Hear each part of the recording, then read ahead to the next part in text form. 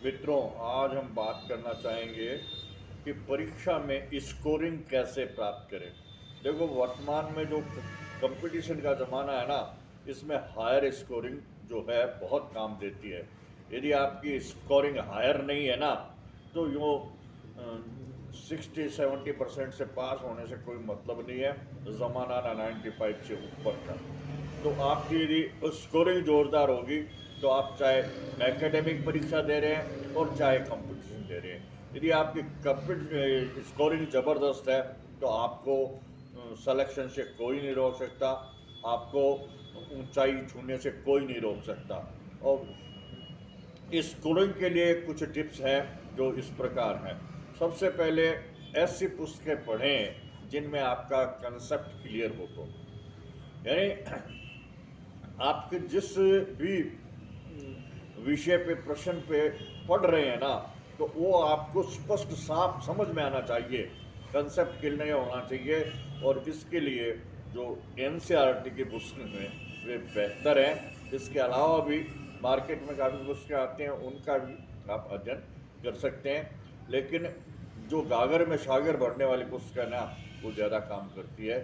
यानी जिसमें संक्षिप्त में और साफ सुथरा लिखा हुआ होना, एकदम स्पष्ट क्लियर कट, वो आप पुस्तकें इसमें पढ़ सकते हैं। आप जो आपने सब्जेक्ट तैयार कर लिए हैं, जो विषय तैयार कर लिए हैं, उसका आप रिवीजन करें, है ना। और रिवीजन करने पर आपका जो विषय है उस पर फोकस होगा, आपका ध्यान केंद्रित होगा और परीक्षा में आप बढ़िया तरीके से जो उस विषय के प्रश्न हैं वो आप हल कर पाएंगे। रिवीजन को गंभीरता से लें, रिवीजन को यूं ही नहीं समझें। रिवीजन एक गंभीर विषय है और इसको गंभीरता से करना चाहिए। यदि आप गंभीरता से रिवीजन करोगे तो आप सब्जेक्ट में मास्टर बन जाओगे। अच्छा, आप जिस विषय की पढ़ाई कर रहे हैं उसका सारांश लेखन करें। सारांश लेखन करने पे आपके जो कंसेप्ट हैं वो क्लियर हो जाते हैं और कम शब्दों में ज़्यादा बात कहने की आपकी जो शक्ति है वो बढ़ती है। इसलिए सारांश लेखन करें। समय समय पर आप अपना मार्क टेस्ट करते रहें।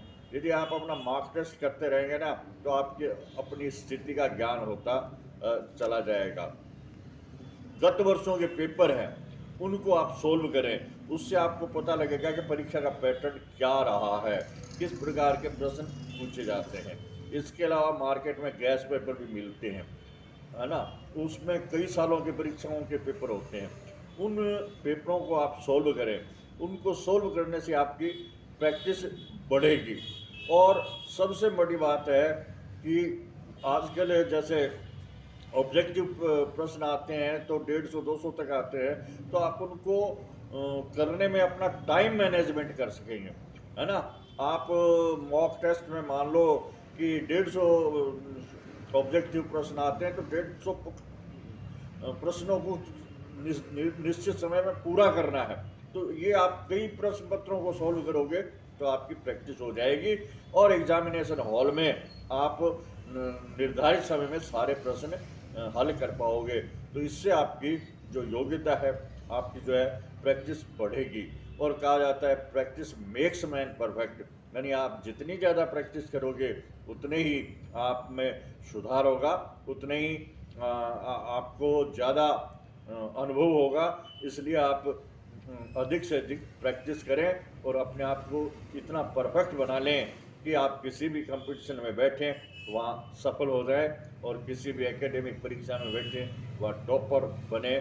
तो इसी उद्देश्य के साथ आप पढ़ाई करें। मेरा ये वीडियो अच्छा लगा तो कृपया लाइक और सब्सक्राइब करने का कष्ट करें।